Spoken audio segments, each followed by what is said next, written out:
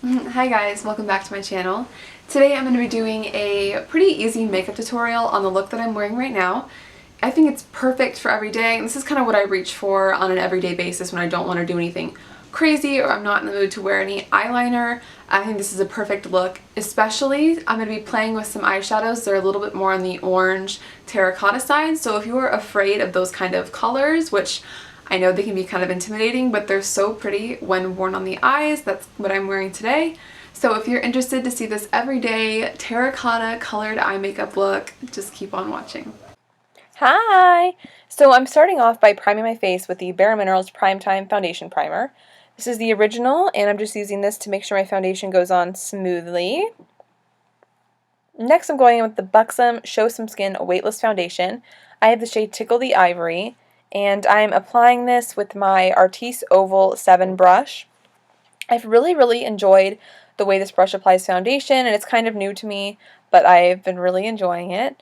I've also been enjoying the foundation. It's a really great light to medium coverage foundation, so I would say that if you have pretty good skin already and just want to apply something that's going to even out your skin tone a little bit more and cover up some minor blemishes and redness, I would really recommend this foundation. So here I'm just buffing this into my face and kind of up and down and side to side motions, making sure to blend it into my hairline and also down my neck, just so that my body and my face are the same color. Alright, now I'm taking my LA Girl Pro Conceal. Sorry for the blurry shot, thought that was going to be clear, oh well. And I'm just taking this underneath my eyes to half conceal and also to highlight under my eyes. This LA Girl concealer is like $2, and it is one of the best concealers I've ever used. I think it applies concealer fabulously, and it has really good coverage. So I'm just also applying this to my blemishes and blending all of this in with a Morphe E8 brush. This is one of my absolute favorite Morphe brushes. That's fantastic. It's great for blending out concealer, also for doing like I guess detail face work. I can see someone using this to contour, really, to get a precise contour, just stuff like that. So now I'm taking a product I talked about in my Summer Essentials video, the Chanel Soleil Tan de Chanel, and I'm using this on a Real Techniques stippling brush, and I'm just stippling this onto the sides of my forehead to add a little bit of dimension, as well as bronze up the sides of my face to give it more of a summery glow. And then I'm also doing the exact same thing to my cheekbones. I'm not contouring, so don't confuse it with contouring. I'm just bronzing. So I'm going kind of above where I would contour, so if you like would suck in your cheekbones, or you can see the natural line that your cheekbones make, I'm going just above that to add a nice bronzed glow. Now I'm taking my Coty Airspun Loose Face Powder, and I'm going to be setting my entire makeup look. I do this to have it stay on all day long, and also it makes applying powder products extremely easy on top. If you don't set your makeup, it's a lot more difficult to apply powders on top, as in a blush or a highlight or even a powder bronzer, due to the fact that putting on powder on top of liquid can make the product skip and look really patchy on your skin, so I'm just doing that.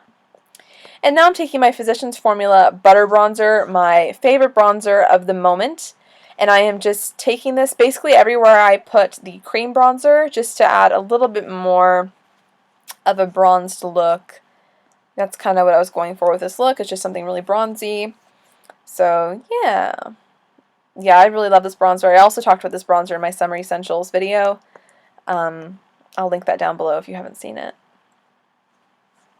Alright, now I'm using my Wet n Wild Coloricon blush. This is the shade Apricot in the middle. I have all of these blushes, and I would definitely say this is my favorite shade. It's like the perfect pinky, peachy, bronzy blush, and it is so cheap. I would highly recommend these blushes for anybody. They're so good. And this is an interesting little tip. I'm taking this brush. It's actually the brush that comes with the Urban Decay Naked Smoky palette, and I found that it's perfect for contouring the nose. I wasn't doing a really extreme contour with my nose today. I was just kind of Just applying a little bit of the Butter Bronzer from Physicians Formula, just to add a little bit more dimension to my nose. Yeah, so I'm just kind of sketching out on the sides and then turning the brush around and just kind of blending it in so it's not such a harsh contour, and so that's more blended and just, okay, look at me checking myself out, cute. So now I'm taking the Balm Cosmetics Mary Lou-Manizer, yes, that highlight. This is one of my absolute favorite highlights of all time, not just of the moment, but yeah, I'm really feeling myself in this scene right here. Anyway, I'm applying this with a Real Techniques setting brush. This is a great brush for highlighting, and you can also find this at the drugstore, Walmart, whatever. And I'm just putting this on the tops of my cheekbones to add a little bit more, just to add a little bit of a glow to the face. I am all about that glow. I'm also applying it to the top of my Cupid's bow. Also to my chin and forehead. And now I'm going with my Colourpop Super Shock Cheek in the shade Spoon and applying this just to my nose as a highlight. I'm applying it to the tip and then to the bridge of my nose as well. I don't like applying this as my main highlight due to the fact that it is the glitter in it's very chunky and can sometimes look a little bit odd on a large part of your face. So that's that. Now I'm just priming my eyes with a concealer. This is the LA Girl Pro Conceal that I used earlier. You can use a concealer, you can use a eyeshadow primer to set your eyes. Yeah, I haven't found there's much of a difference. I usually like to prefer a primer, but whatever. And now I'm just setting my eyes with that same Morphe E8 brush, and I'm just using the Coty Airspun powder for this. Ooh, that powder kickoff though. Whoa. Yeah, just to set my eyes and make all the eyeshadows go on better. So now I'm taking Orange Soda by Anastasia Beverly Hills and applying this with a Sephora, I think it's the Pro Blending 27 brush. This is one of my favorite blending brushes, and it's perfect for applying a transition shade, which is what I'm doing right now. This is just going to make all the other eyeshadows blend together a lot more seamlessly and just really kind of complete the look. And then I'll go back in with the shade later and blend everything together because it's my base shade. And yeah, I think this is a great eyeshadow and perfect for this look especially. So as you can see, I'm going in with 2 layers of this just to add a little bit more depth. I always think it's better to start with less product and then work your way up to more product, just because you can kind of control the pigmentation more that way. So now I'm going in with Anastasia's Burnt Orange eyeshadow, which is just a little bit darker as you can see. And I'm taking this, I'm focusing this more on the outer portion of the eye and blending it in kind of up and down, just to get a little bit of a transition crease shade going there. This is just going to be, yeah, like I said, a kind of a transition, but also the crease shade, kind of. And I'm just going in, doing the same thing with my other eye, working that into the outer half of the eye, and, excuse me, talking, I don't even know. So, yeah, just blending that in.